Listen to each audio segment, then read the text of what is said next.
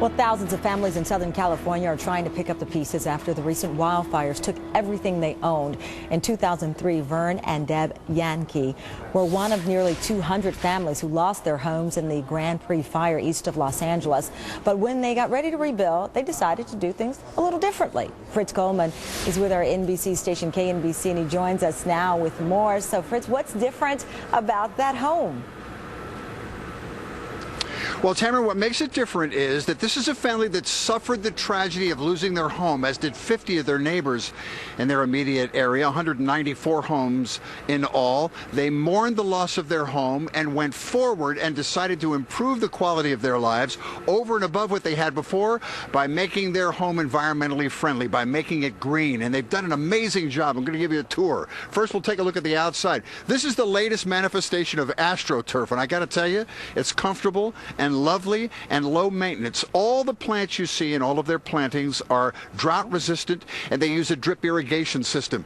Unlike many folks in Southern California that have sprinklers and 50 or 60% of the water evaporates before it even hits the flora and fauna, it's a great way to go. Take a look at some tape. We shot some indoor stuff for you too.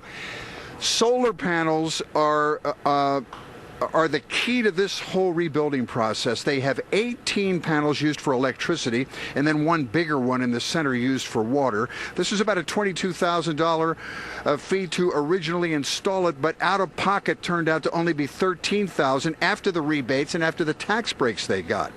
Now let's take a look at this. Here's an odd concept. Corn-based carpet. Wow. That's right. The skin around corn kernels is put into a solution, and out of that is born this sort of pellet substance, and that pellet substance is taken and spun into a fiber, and you have corn-based carpet. Another thing that may save the small and medium-sized American farmer. This is only $2.90 a square foot, which is actually very reasonable compared to other man-made fibers. And then take a look at this countertop. Hard to believe, this is a countertop made from powdered paper and a resin to solidify it. It's just like an artificial slate. It doesn't cost any more than a granite countertop might, and you can fix your own scratches in this countertop with just a piece of fine sandpaper. Not bad. And here's a great irony. You know, the bamboo bushes on the side of this home are what caught this house on fire originally. So in a great twist of cosmic irony, Vern and Deb decided to make their floors out of bamboo so they could walk on the enemy. These are $3.13 a square foot. Bamboo withstands great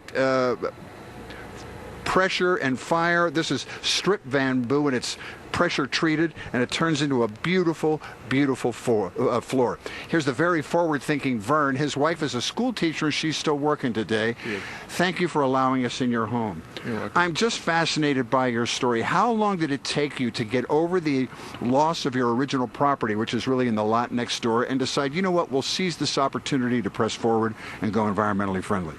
Well, the fire took the house in October, late October, by, I believe, February of 2004. About 3-4 months later, then we had talked to an environmental landscape architect and started to explore. Just in general terms, because we're almost out of time, Vern, costs compare with regular construction and this. Was it that out of hand? Was it reasonable? It was more expensive. I'd say at least 25% more expensive initially, but then we earned back with the energy savings over the next decade or. Plus the manufacturing and the purchase of this material gets cheaper all the time, the wider spread it goes. The more of us that use it, yes. Congratulations. All right. Thank you. Nice to talk with you. Back to you, Tamron. Well, that is an awesome home for it. I really love that corn carpet. That's a novel idea. Thank you so much. It's a great tour. Well, could there soon be news of a royal wedding on the front? There's growing speculation that a royal wedding. Green is universal. And you know what? We've learned a lot from Fritz Coleman out there cruising the green homes in Southern California. He's found another one tonight. He is live in Claremont for us. Fritzer. Yes, sir. We have a great way to culminate Green is Universal Week. This is a very inspirational story here at the home of Vern and Debbie Jahnkes in Claremont.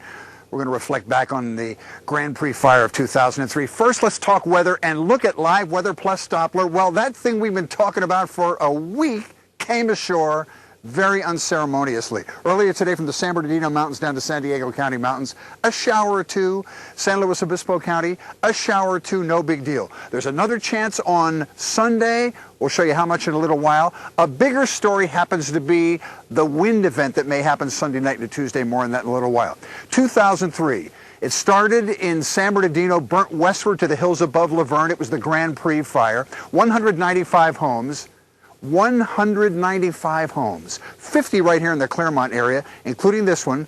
The family is the Jahnkes. But out of the ashes came a very inspirational story. They took their life, rebuilt, and upped it one better. We'll be back to give you a little tour, and you'll be amazed at what they're doing to save money and save the environment. Don't go away. For months and possibly even years. We're going to go back live to Fritz Coleman right there. There you are. He's waving at us. He's out in Claremont right now, and perhaps a little rain on the way as well. A skosh? Yeah, just a little bit. I think wind is a bigger story, Colleen. We came here to culminate our Green is Universal Week because this is a really inspirational story. Imagine losing your home, as the Jahnkes did in that Grand Prix fire. Then you have to get your head around that disaster, all of the loss, and then you have to decide to not only rebuild but up your life one better by making it green and environmentally friendly and really ending up on a higher plane than you were before. That's exactly what they did. And we're going to give you a little tour and give you some tips. First, let's talk weather. Look at these maps. Well, it was a cutoff low. It spent a week offshore. It brought us nothing but a deep marine layer, some rain showers to the east and south, some rain showers to the north and west, and skies finally cleared out. We'll have low clouds and fog tonight. We'll spend the day probably partly cloudy tomorrow and slightly warmer. And then on Sunday, we're going to have a 20% chance of showers wherever you are. Farther north, Ventura, Santa Barbara County, maybe a 40%. But once that front goes through, we have a bigger wind event we have to worry about. Sunday night through Tuesday, we're looking at 60-mile-an-hour winds that may become a Santa Ana wind. You got to keep it on Channel 4 over the weekend to find out. Upper 40s to low and mid-50s for overnight lows. Still chilly highs, but up into the 70s, a couple degrees warmer than today in the inland spots. Mid and upper 60s in the valleys. We'll go 68 at Burbank and Glendale, 64 at Santa Paula. 67 degrees at Thousand Oaks and 69 degrees at Santa Clarita. Saturn 7-day outlook shows 60 along the beaches. We'll go 60s and then ultimately low to mid and upper 70-degree temps. When we get that offshore flow, look how warm we get Tuesday and Wednesday. And then we're going to go from 71 degrees in the warmer valley spots tomorrow to 84 degrees on Tuesday and Wednesday. So once again, we have to be concerned by very low relative humidity and very gusty winds. And although it's a little early, the National Weather Service may in fact activate another red flag warning, just to be conscious of the media over the weekend. All right, let's give you a little outside tour here before it gets too dark for us to do anything. First, we'll take a look at the surface. Artificial grass, latest manifestation of AstroTurf, a combination of recycled tires and tennis shoes. Dog goes to the bathroom, no problem. You hose it off. Leaf blower, done. No watering, no landscaping, no brown spots, nothing. All of this is drought-resistant flora and fauna, grasses, sage, or various plants. Here's how you save money and you save water. It's a drip irrigation system. When needed, the water goes right to the roots of the various plants. It's not a sprinkler where 30 or 40% of the water evaporates up into the air and you don't get the benefit of all the money you're spending on your bills. You see that bank of plants over there? That's bamboo. Ironically, bamboo is what started this house on fire during their period. So in a twist of irony and to sort of get emotional victory over the fire, they had pressed bamboo floors put in their home so they can walk on the source of their fires to make themselves feel better. We're going to spend the rest of the afternoon going back inside and show you some things in there. If we have just a second, I want to show you some videotape of the solar panels. They have 18 solar panels on the roof that generate their electricity and one huge solar panel that heats the water. And I'll give you an example of the savings they have after you make the initial cash outlay. They had an electric bill last month of $18. And when the sun's out here in Claremont, they actually see their electric meter running backwards because they're selling power back to the man. So it's a wonderful opportunity to save some money, and we're going to give you some more tips in a little while, so stay tuned. Back to you. What do they say about when the one door closes and another one opens? They walked right through it. Oh, I mean, they did, Shed didn't is they? just amazing what they've done out of the ashes. All right, Fritz, thanks a lot. Next at 5. Can be improved. We asked 2 local families to participate in a friendly contest, friendly now, to see which family could save the most energy. Channel 4's Pablo Pereira has details. The energy-saving contestants live on this street in Sherman Oaks. The Dunnett's family with 3 teenagers.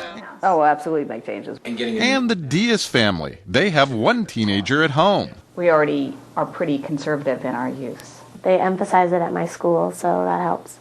The Diaz family does an impressive job, using only about 5 kilowatts of energy per square foot, well below the national average of 8.4.